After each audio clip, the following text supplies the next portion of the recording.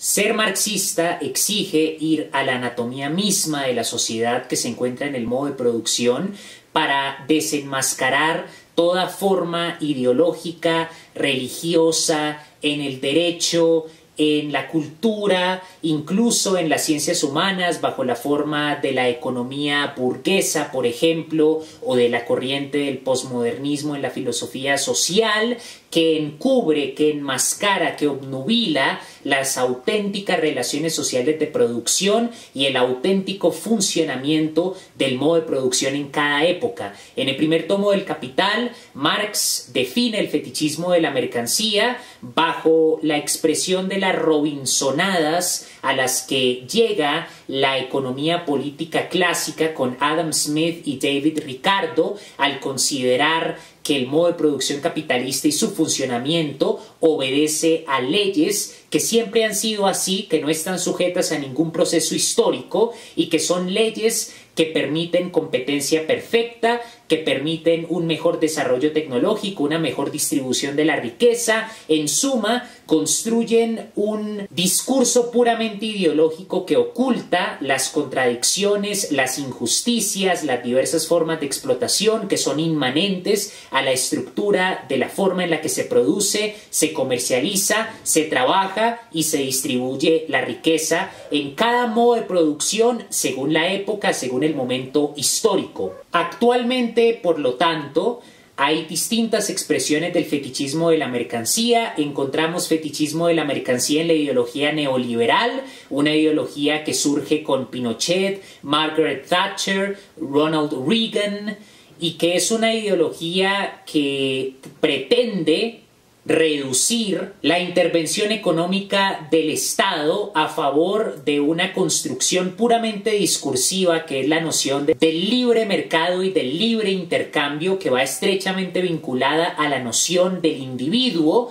porque el neoliberalismo construye toda una noción ideológica del individuo que permite, por ejemplo, la proliferación del llamado emprendimiento en el discurso popular y que se desarrolla dentro de la noción de un capitalismo en donde la riqueza está cada vez más al alcance de personas que, independientemente de su clase, solamente con tener una idea rentable, solamente con ser disciplinados, solamente con ser responsables, pueden inmediatamente ser emprendedores y llegar a ser eventualmente productores o empresarios o dueños de negocios exitosos. Todo esto son construcciones ideológicas que responden a un fetichismo de la mercancía, porque lo que se oculta a la idea del emprendimiento es que no todas las personas simplemente pueden llegar a materializar sus ideas sin importar lo disciplinadas, lo creativas, lo innovadoras que sean, sino que hay dos factores muy importantes que este fetichismo de la mercancía en la ideología del emprendimiento oculta. El primero tiene que ver con la naturaleza real de la competencia, que la economía ortodoxa enmascara y obnubila por completo y que la economía heterodoxa no alcanza a explicar, aunque la economía heterodoxa al menos admite el carácter imperfecto de la competencia entre capitales en el mercado. Pero el aspecto de la competencia entre capitales es oculto por la construcción ideológica que subyace a la idea del emprendimiento, que está a su vez íntimamente vinculada a la ideología neoliberal y a la noción de los libres mercados y del libre intercambio. Y es que cuando los pequeños propietarios obtienen un préstamo que les cede el capital financiero, hacen una inversión, abren un negocio, se encuentran con la realidad de una competencia en donde los capitales con mayor composición orgánica, con mayor capital variable, con mejor capital constante, con un mayor desarrollo tecnológico que les permite producir más mercancías en menos tiempo, con menor fuerza de trabajo humana y por lo tanto en esa transformación de valor en precio extraen plusvalía de los capitales tecnológicamente menos desarrollados y los arrasan hasta el punto de llegar a liquidarlos o al punto de llegar a absorberlos. Esa es la realidad de la competencia entre capitales que la ideología del emprendimiento oculta dentro del contexto del neoliberalismo. Adicionalmente, lo que subyace a la noción del emprendimiento hoy en día es una mayor dependencia de la pequeña burguesía, de los pequeños propietarios al capital financiero. El capital financiero valoriza el capital en forma dineraria a través de los intereses, y los intereses multiplican las ganancias de los capitalistas que se encuentran en el sector del capital financiero, los banqueros, y someten a esta pequeña burguesía a una explotación de los capitalistas, a los pequeños propietarios. Los pequeños propietarios deben enfrentarse a la realidad de la competencia con capitales con mayor composición orgánica que les extraen plusvalía en el contexto de la comercialización de las mercancías, y al mismo tiempo deben enfrentarse a un sometimiento cada vez mayor al capital financiero. Por lo tanto, la noción del emprendimiento y en general la idea del neoliberalismo de libre mercado se viene abajo, se desenmascara ese fetichismo de la mercancía cuando se analiza la realidad de la dependencia de la pequeña burguesía, de los pequeños propietarios al capital financiero, cuando se examina cómo funciona realmente la competencia entre capitales, y en el caso de la idea de los libre mercados, cuando se analiza la historia de las crisis del modo de producción capitalista, por ejemplo la gran crisis de 2008, lo que vemos es que pese a la ideología neoliberal, los estados tuvieron que intervenir utilizando dinero reunido desde los impuestos, que son una forma de acumulación por desposesión, que es un término que desarrolla el marxista británico David Harvey. Utilizan ese dinero obtenido a través de los impuestos para rescatar a los bancos y para evitar el colapso del sistema financiero. El gobierno de Obama inyectó trillones de dólares, así como el gobierno de Bush, para tratar de frenar las consecuencias mundiales de la crisis de 2008. Una crisis en donde el capital financiero especula masivamente con capital ficticio en la burbuja inmobiliaria, en el mercado de las acciones, y a partir de esa especulación desenfrenada de capital ficticio que no tiene un equivalente real en las dinámicas auténticas de producción, que no tiene un equivalente real en la riqueza, por ejemplo, en las reservas federales de oro, que desde la Segunda Guerra Mundial están prácticamente inexistentes, y fruto de esa especulación desenfrenada se desatan las crisis y el Estado tiene que intervenir para rescatar los bancos, para rescatar esos sectores que especulan con capital ficticio, incesantemente aumentado a través de distintas modalidades de acumulación por desposesión. Por lo tanto, tenemos en el neoliberalismo dos ejemplos del fetichismo de la mercancía que se derrumban desde el punto de vista marxista, cuando a través del materialismo histórico se acude a la realidad concreta del modo de producción capitalista y se da cuenta de que el emprendimiento no permite un mayor acceso al capital como valor en circulación, un mayor acceso a la riqueza socialmente producida, sino lo que genera es una mayor dependencia de los pequeños propietarios al capital financiero. Nos damos cuenta que en el neoliberalismo no hay tal cosa como el individuo responsable y trabajador que puede aumentar sus condiciones de vida mágicamente, sino lo que hay es un mayor sometimiento a unos intereses capitalistas que se han agudizado en términos de su centralización de la riqueza socialmente producida. Hay una mayor centralización de la riqueza en el modo de producción actualmente. Asimismo, encontramos ejemplos del fetichismo de la mercancía en la economía ortodoxa, en la escuela de Austria, en los neorricardianos, en los economistas incluso de la economía heterodoxa con John Maynard Keynes, que no tienen los elementos para explicar el ciclo del capital, que no tienen los elementos para explicar la extracción de plusvalía en el proceso de producción de mercancías, que no tienen los elementos para explicar la transferencia estructural de valor de los capitales menos desarrollados a los capitales más desarrollados, que a propósito permite entender el diferente desarrollo entre la periferia y el centro, entre el tercer mundo y el primer mundo. Nos encontramos con distintos ejemplos del fetichismo de la mercancía en la economía, en el posmodernismo, donde encontramos autores que pretenden negar las condiciones reales de producción, la lucha de clases, las dinámicas de producción de plusvalía, la creciente cosificación y matematización del mundo, que es una colonización de distintas esferas de la vida en sociedad, hasta el espacio mismo de convivencia en las ciudades obedece a la lógica del capital. Pretenden negar el efecto que tiene el modo de producción en la configuración de lo político y lo jurídico, y tratan de analizar lo jurídico y lo político en clave puramente eurocéntrica, desligándose por completo de la realidad del modo de producción capitalista. Ser marxista, entonces, implica dar cuenta del ciclo del capital, de cómo el capital en su forma dineraria permite al burgués comprar capital constante y capital variable.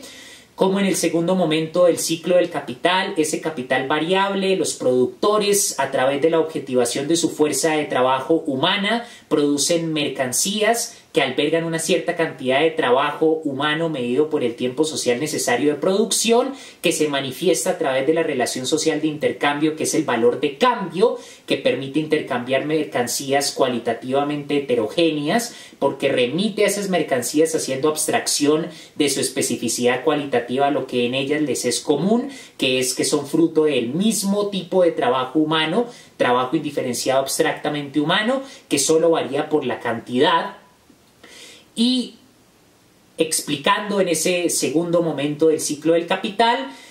cómo el productor produce más valor de lo que se le devuelve en el salario. El salario implica una remuneración que el capital le cede al productor en su jornada laboral, pero ese salario implica una remuneración menor a la totalidad del valor que produce ese productor en su jornada laboral. Por ejemplo, un proletario trabaja 8 horas y en esas 8 horas produce una mercancía X que al comercializarse en el mercado se vende por 80,000 pesos. Si asumimos en este ejemplo que el capitalista invirtió 30,000 pesos comprando el capital constante, es decir, los medios de producción, la maquinaria con la cual se produce esa mercancía X, y si asumimos que en esas 8 horas de trabajo el capitalista le paga 20,000 pesos al proletario, 30,000 pesos que es el costo del capital constante y 20,000 pesos que es la magnitud del salario, nos da que el capitalista gasta en total 50,000 pesos, le devuelve solo 20,000 pesos al productor, pero el productor produce en su jornada laboral una mercancía que se vende por 80,000 pesos. Es decir, si restamos 80,000 pesos a los 20,000 pesos que le devuelve el burgués a través del salario, nos encontramos que hay una plusvalía de 60,000 pesos. Y si restamos lo que el capitalista invirtió comprando los medios de producción, nos encontramos con el valor excedente, que es fruto del trabajo del productor, pero que el capitalista no devuelve en el salario. En el tercer momento del ciclo del capital, esa mercancía se comercializa y entra dentro de la dinámica de la competencia. Ser marxista, por lo tanto, en cuanto al modo de producción capitalista, implica entender cómo funciona el ciclo del capital, entender cuál es la diferencia entre la plusvalía absoluta y relativa, dar cuenta del trabajo enajenado, de lo que George Lukács llama la cosificación, que implica ver las consecuencias en cuanto a la deshumanización, a la instrumentalización del productor, fruto de la creciente subsunción del trabajo asalariado en el capital y que se va viendo conforme avanza el proceso de producción, desde la manufactura hasta los procesos semiautomatizados y automatizados de producción. Ser marxista también implica dar cuenta de los procesos de acumulación por desposesión, implica dar cuenta de la organización del espacio de las ciudades, de distintas instituciones jurídicas, educativas, políticas, que responden directamente a la configuración del modo de producción capitalista, dar cuenta de esa compleja relación entre modo de producción y lo que Marx llama la Überbau, la sobreestructura de lo político y de lo jurídico. Ser marxista implica identificar las relaciones sociales de producción, a los medios de producción, qué clase tiene el control de los medios de producción, qué clase produce plusvalía,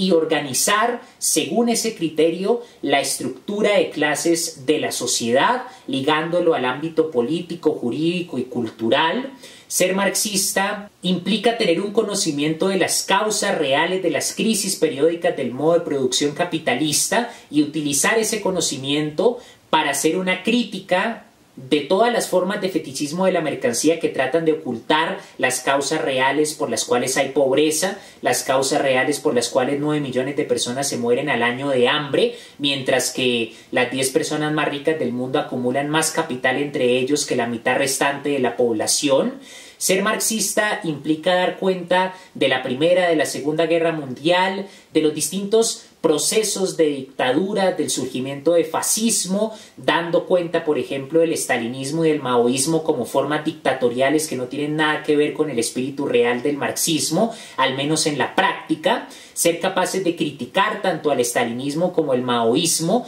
desde el punto de vista del materialismo histórico, revelando que lo que hubo en la Unión Soviética fue un capitalismo de Estado con expresiones incluso imperialistas y totalitarias, y utilizar ese conocimiento para fundamentar una crítica frontal que desde lo teórico permite organizar una praxis fundamentada en la identificación del sujeto revolucionario, que es el proletariado. El proletariado es todo aquel trabajador que produce mercancías a través de la objetivación de su fuerza de trabajo, sea fuerza de trabajo intelectual o sea fuerza de trabajo física, que produce mercancías que se comercializan y que permite que el capitalista se apropie de una plusvalía. Si se producen mercancías, si hay plusvalía, si hay valor objetivado en tanto fuerza de trabajo humana que crea una mercancía, entonces ese productor debe considerarse como un proletario. Este proletario es el que produce la riqueza, que en el modo de producción capitalista se presenta como un gran cúmulo de mercancías, es el que produce ese capital como valor en circulación, que es fuerza de trabajo humana objetivada,